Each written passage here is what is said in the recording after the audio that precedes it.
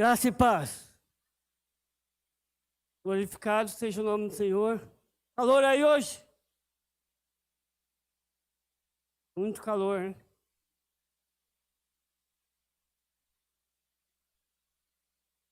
O Senhor vai falar conosco. Vai continuar falando conosco. A família, a mesa.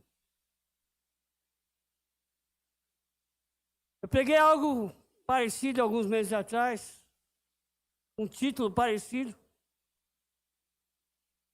mas o assunto de hoje é um tanto quanto diferente. Então eu te convido nessa noite a abrir comigo a sua Bíblia, no livro de Lucas, Evangelho de Lucas, capítulo 22,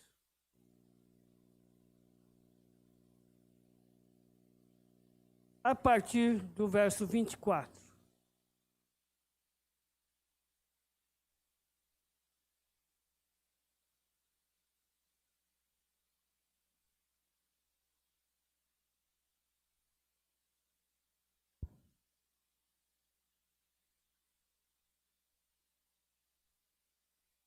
Obrigado pela água aí.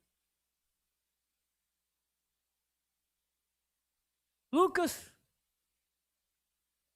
capítulo 22, a partir do verso 24. Amém? Então vamos lá. Depois começaram a discutir entre si qual deles era o mais importante. Jesus lhes disse: neste mundo, os reis e os grandes homens exercem poder sobre o povo, e, no entanto, são chamados de seus benfeitores. Entre vocês, porém, será diferente. Que o maior entre vocês ocupe a posição inferior, e o líder seja o servo. Quem é mais importante, que está à mesa ou que serve? Não é aquele que está à mesa? Mas não aqui, pois eu estou entre vocês como quem serve. Vocês permaneceram comigo durante meu tempo de provação. E assim como meu pai me concedeu um reino, eu agora lhes concedo o direito de comer e beber à minha mesa. Em meu reino, vocês se sentarão em tronos e julgarão as 12 tribos de Israel. Amém? Senhor Deus eterno, Pai, estou aqui, Senhor, como canal da Tua palavra, canal da Tua bênção, Senhor, nesta noite. Usa-me, Senhor, para passar, Senhor, para realmente transmitir a Tua palavra como Tu queres, Senhor. Que os corações possam estar cheios para receber, cheios, Senhor Jesus, e prontos para receber esta palavra. Que essa palavra entre e possa ser praticada futuramente. Eu te peço em nome de Jesus. Amém. Como eu disse, o título dessa mensagem é A Família à Mesa. E aqui nesse contexto fala-se sobre a última ceia. E foi um momento muito importante na vida de Jesus e dos seus 12 mais importantes discípulos, aqueles nomeados como apóstolos. Uma cena, essa, inclusive, que foi reportada em uma das mais conhecidas pinturas de Leonardo da Vinci, que é a Última Ceia. E quantos de nós temos momentos como este, momentos de alegrias, sentados à mesa, para ter um momento de refeição com nossos familiares, um momento de alegria, um momento de comunhão em família. Trata-se de um momento importantíssimo no convívio familiar. Se você já tem esse hábito, enriqueça-o em todas as oportunidades. Esse hábito de sentar e reunir a família para fazer uma reunião junto à mesa. Então, se você já tem esse hábito, aproveite todas as oportunidades para junto cearem junto, participarem de uma refeição. Se você, na sua família, nunca teve este momento de comunhão à mesa, introduza na sua família isso. É importantíssimo. Agora você tinha o hábito de comer em família, e pós-pandemia, pós-tecnologia, você por algum ou por qualquer outro motivo, você perdeu essa prática, volte a praticá-la. É importantíssimo. Existe uma escritora norte-americana, a David Titus, o nome dela, e ela escreveu um livro, o título do livro é A Experiência da Mesa. Destaca que o simples fato de você abandonar este hábito de comer em família, sentar-se à mesa, compartilhar aquela refeição, abandonar esse ato faz com que o indivíduo acabe de esquecer os valores considerados fundamentais na sua vida familiar. Não existe experiência de vida, isso ela falando, não existe experiência de vida que substitua a conexão e o significado criado ao comermos juntos à mesa. Isso foi o que ela resumiu no livro. Há uma importante troca de afeto quando sentamos à mesa com os nossos familiares. E isso constrói uma família. E pensando-se ainda mais em família cristã, isso vai além. Por quê? Porque quando deixamos de praticar esse ato, nossos filhos vão perdendo os valores cristãos, inerentes e importantíssimos à nossa fé cristã, a ter uma vida desenvolvida com Cristo. E voltando ao texto, eu quero ressaltar então quatro fatos que nos farão refletir sobre a nossa vida à mesa, sobre a nossa vida à mesa com o Senhor. O primeiro ponto que eu quero compartilhar, o primeiro fato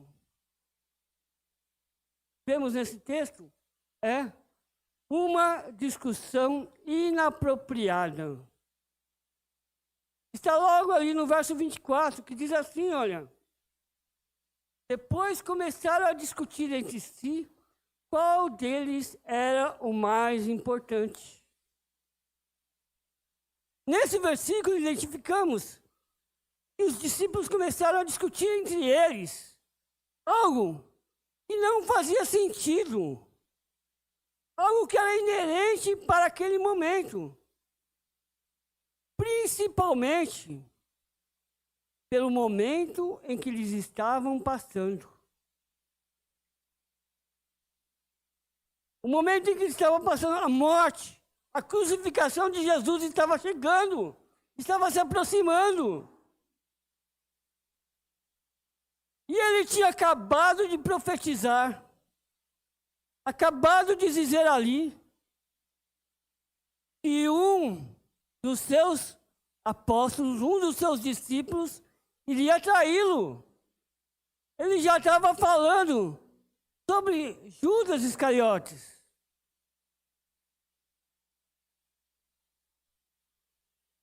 Então eles chegam nesse momento e perguntam: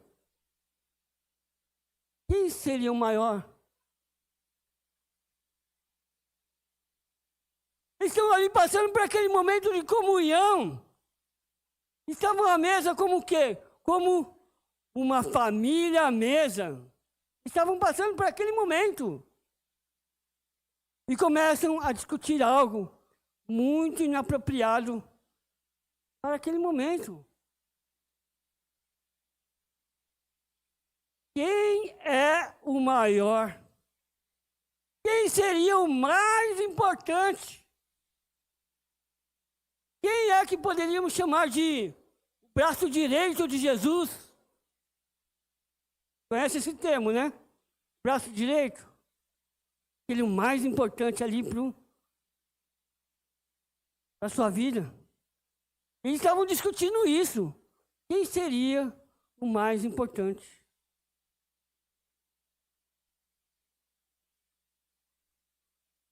Isso às vezes acontece em nossas famílias também, não é? Não, acho que não. Não aqui dentro dessa igreja. Não é? Não dentro das nossas casas, não, imagina. Não dentro das nossas famílias. Posso dizer que na maioria das famílias brasileiras que sentam à mesa e partilham uma refeição junto, trazem-se conversas, começam a conversar e algumas vezes essas conversas começam a ficar acaloradas, né? Essas conversas começam a chegar num ponto até mesmo de ter uma discussão. E muitas vezes, repete comigo aqui, ó, muitas vezes, discussões desnecessárias. Algo impróprio para aquele momento.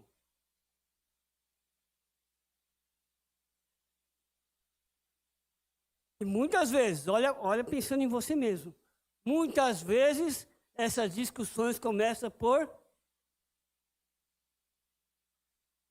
Sim. Começa por mim. Começa por você. Começa por cada um de nós. Sim, você mesmo. Quem aqui já não passou por isso? Não precisa responder. Não, por favor. Não se constrange. Guarda isso só para você. Mas o mais importante, o nosso convívio familiar, é tomar a decisão de não gerar mais esse tipo de discussão. Se sente à mesa para partilhar momentos de alegria, momentos que realmente vão ser edificantes para a sua família. É isso que Deus tem para nós. Isso tem muito a ver ao segundo ponto. Segundo ponto é uma ordem de valores invertida. Diz lá para mim. Isso. Ótimo. Isso está lá ali no verso 25 a 27. E diz o quê? Olha o que diz. Jesus lhes disse, neste mundo, os reis e os grandes homens exercem poder sobre o povo e, no entanto, são chamados de seus benfeitores. Entre vocês, porém, seja diferente. Que o maior entre vocês ocupe a posição inferior. E o líder seja servo. Quem é mais importante? O que está à mesa ou o que serve? Não é aquele que está na mesa, que está à mesa? Mas aqui, ele falando aqui sobre os discípulos, mas não aqui. Pois eu estou entre vocês e sou quem serve. Sou como quem serve. A pirâmide no reino de Deus está invertida. Ela está de ponta cabeça. Porque os reis, os líderes, são aqueles que exercem autoridade no mundo. Eles mandam, obedecem. Tem até um ditado que fala assim, né? Manda quem pode, obedece quem tem juízo. Não é isso? Os reis, eles mandam, eles exercem essa autoridade. E querem ser chamados do quê? Benfeitores. Mas no reino de Deus, o maior deve ser o menor. E aquele que dirige deve ser aquele que serve. O líder deve ser aquele que está pronto para servir. E é interessante notar que essa palavra benfeitor, utilizada lá no primeiro século, vem do grego euergetes, era um título e não uma descrição, não uma qualidade. Era um título dado a uma pessoa. E os governantes antigos, mesmo eles sendo cruéis, mesmo eles ali massacrando seus súditos, eles tinham um desejo de receber esse título, benfeitores. Eles desejavam isso a todo custo. O reino de Deus é maior. Quem é o maior no reino de Deus? Senão aquele que está pronto para servir. O que Jesus está dizendo aqui é que o maior não é o rei, senão o quê? O servo. O servo que deve receber o título de benfeitor. Jesus ali lavou os pés dos discípulos. Vocês conhecem essa passagem, está em João. A lavagem dos pés dos apóstolos que Jesus fez. E isso ilustra de uma forma poderosa o servir. Foi uma ilustração notável. Vendo ali Jesus servindo. Inclusive Pedro não queria que seus pés fossem lavados. Jesus falou que precisava. Ele iria entender depois. E daí Pedro é 8 ou 80. Ah, Senhor, então me lava por inteiro. Se é bênção para a minha vida, então já faz serviço completo. Não. Pedro, não precisa exagerar, Pedro. E o servir, nesse texto que estamos falando, vem do grego diáconos, verbo que significa serviço do garçom. Ou seja, servir à mesa. Eu e você, sim, você mesmo, tem que estar pronto para ser um servo que serve à mesa.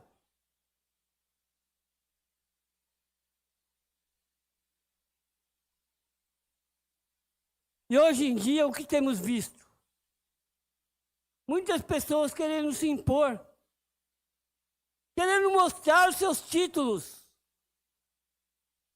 querendo demonstrar quem sobressai melhor, impor a todo custo a sua autoridade. E isso eu nem estou falando com relação à igreja, porque na igreja também encontramos isso. Na igreja também percebemos pessoas dispostas a demonstrar o seu título a todo o custo. O que nós precisamos fazer é estar prontos para servir os nossos irmãos, independente do que seja, e principalmente independente do que somos. Não para a minha glória, mas eu quero falar o que aconteceu semana passada. Como a Karina testemunha aqui a vinda dos irmãos Ajocum. Eles chegaram, e quem iria fazer a intermediação deles, a questão de apresentar, seria a Gabriela e o Murilo, que já conheciam, a grande parte deles, né? Só que, por algum motivo, eles não conseguiram chegar. Eles chegaram um pouco antes do que a Gabriela e o Murilo. Então, eles entraram, já me cumprimentaram, já me conheceram. E já foram pedindo as coisas como quem pede o irmão ali, né? Ó, irmão. Eles falavam assim, não. Ó, irmão, que isso? Ó, irmão, a gente precisa disso, ou precisa daquilo. Ô, irmão, onde que é o banheiro? Ô, irmão, onde? Tem o costume de chamar assim, né? Irmão, né? Todo mundo. Eu não sei em que momento. Eu sempre ajudando eles, sempre dando o suporte para eles, né? Eles vinham direto para mim e falavam, todos eles vinham. E eu não sei o que aconteceu em determinado momento. Em determinado momento, assim, do desenrolar da atividade, eles descobriram que eu era o pastor. O que aconteceu nesse momento?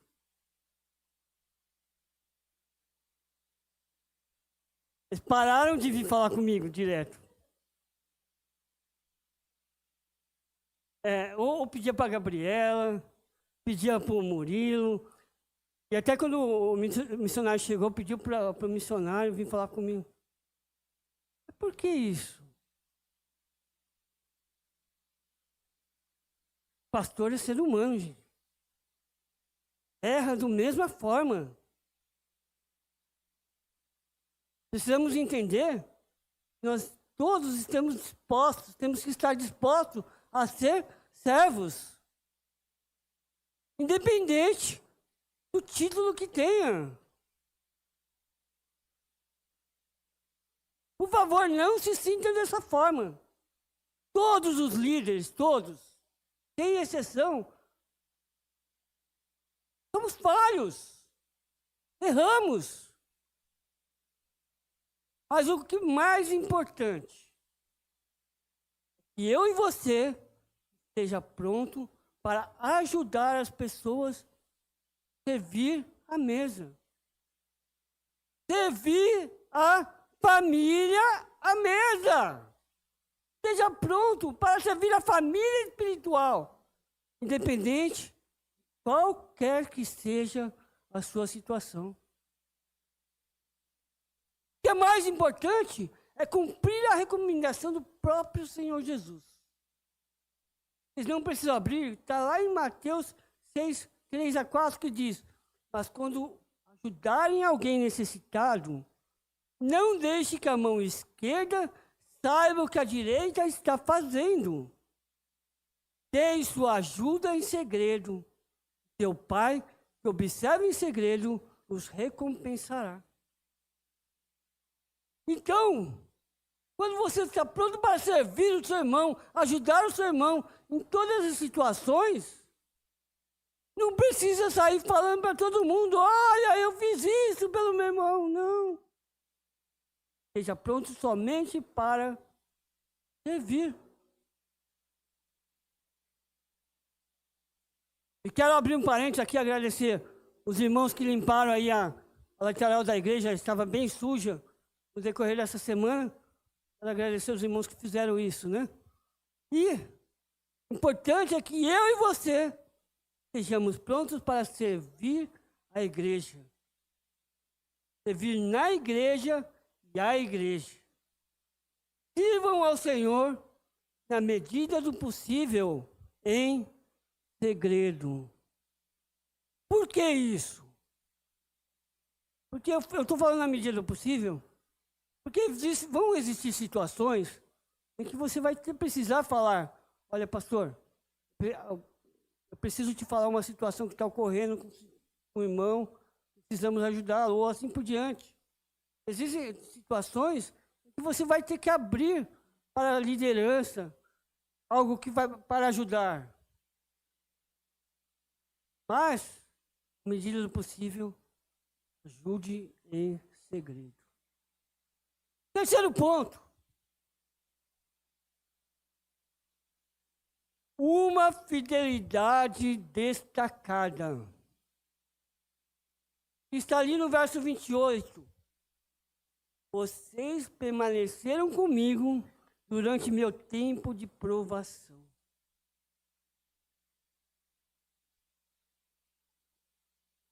Os discípulos permaneceram com Jesus no auge da batalha, no auge da dificuldade, no olho da tempestade, ali no pior momento da prova de Jesus.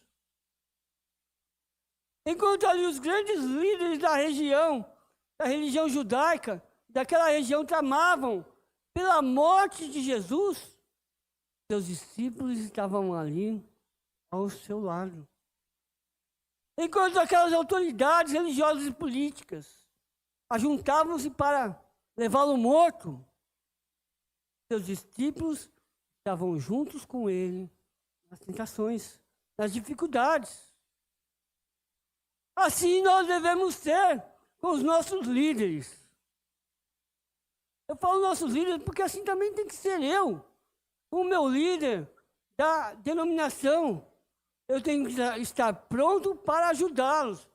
Você tem que estar pronto para ajudar os seus líderes. Você tem que estar pronto para apoiá-los, pronto para servi-los nos momentos de maior dificuldade.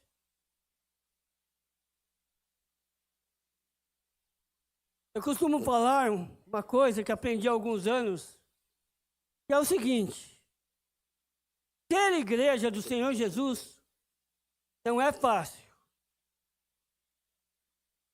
mas é necessário passarmos juntos as dificuldades para vencermos. Todos juntos para vencermos.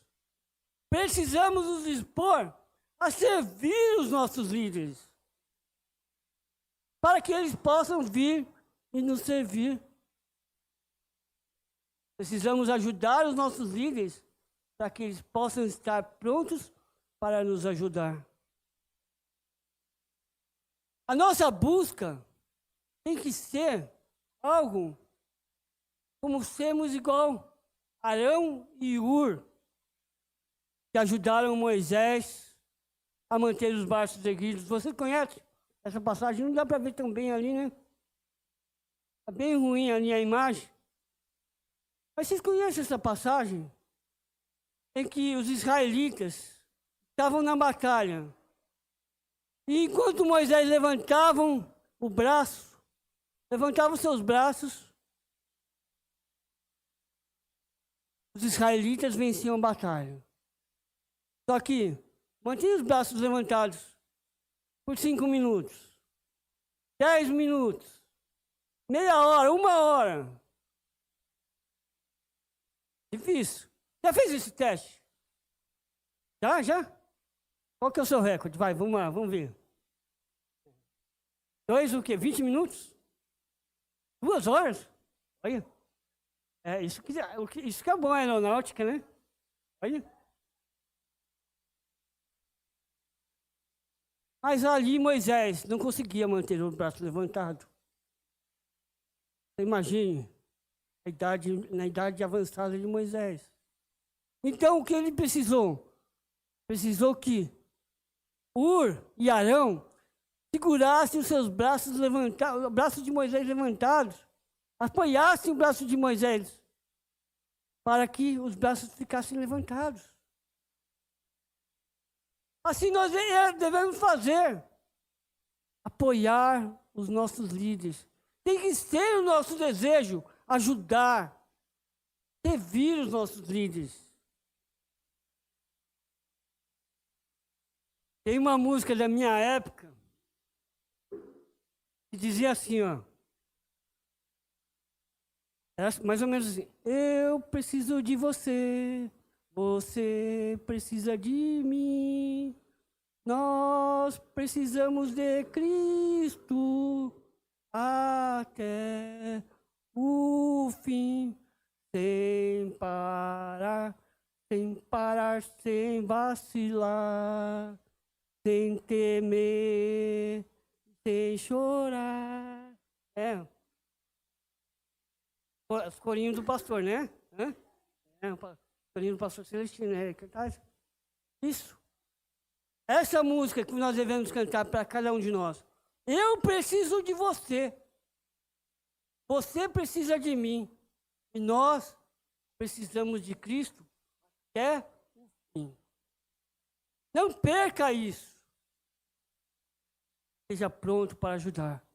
Seja fiel à sua família à mesa, servindo a todas, independente da situação, servindo e apoiando a sua família espiritual, os seus irmãos que aqui estão. E diante disso, recebemos o último ponto, quarto e último ponto. Uma recompensa oferecida. O que o Senhor Jesus nos coloca à mesa como recompensa? Está lá no verso 29 e 30 que diz assim: e assim como meu Pai me concedeu um reino, eu agora lhes concedo o direito de comer e beber à minha mesa, em meu reino. Eles se sentarão em tronos e julgarão as 12 tribos. Olha aqui que promessa do Senhor. Para os discípulos ali, que participaram com Cristo da sua humilhação, do seu sofrimento, há uma recompensa. Assim como o Pai ali confiou o reino a Jesus, Jesus confia também o reino àqueles discípulos. Jesus revela um pouco do futuro, lhes garante uma gloriosa recompensa. Uma recompensa tremenda. Vocês se assentarão comigo à mesa no meu reino de glória. Vocês se assentarão em tronos e me ajudarão a julgar as 12 tribos de Israel. Foi tremendo essa promessa do Senhor Jesus ali aos seus apóstolos. Da mesma forma para mim e para você aqui hoje, nessa noite, Deus te prometeu algo? Deus te prometeu algo? Alô? Então fique firme nessa promessa, porque essa é a família à mesa. Devemos receber e tomar posse de todas as promessas que o Senhor nos dá. Aquela promessa que Ele nos coloca à mesa. Aquela promessa que Ele nos garante cada dia. Deus prometeu para mim e para você que você será cabeça e não causa. Deus prometeu que toda a sua família serviria ao Senhor. E principalmente, o Senhor prometeu vida eterna a cada um de nós. Você crê nisso? Então não perca o foco. Aqueles que se mantiverem firmes, vencerem, reinarão com Ele na eternidade. Tenha essa recompensa na sua vida. Não se afaste de forma alguma das promessas do Senhor.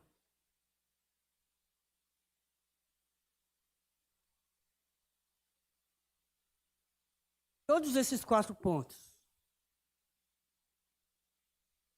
os apóstolos passaram nessa passagem. Estão prontos para nos ensinar a sermos melhor com o Senhor Jesus.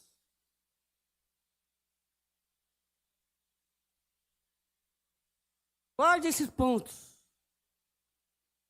Primeiro ponto, tome cuidado com as discussões à mesa. Esteja pronto a ser o maior dos servos. Esteja pronto para servir.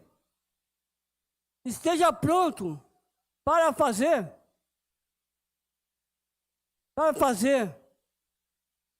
o melhor para o seu irmão. Seja fiel à sua família espiritual. Seja fiel aos seus irmãos.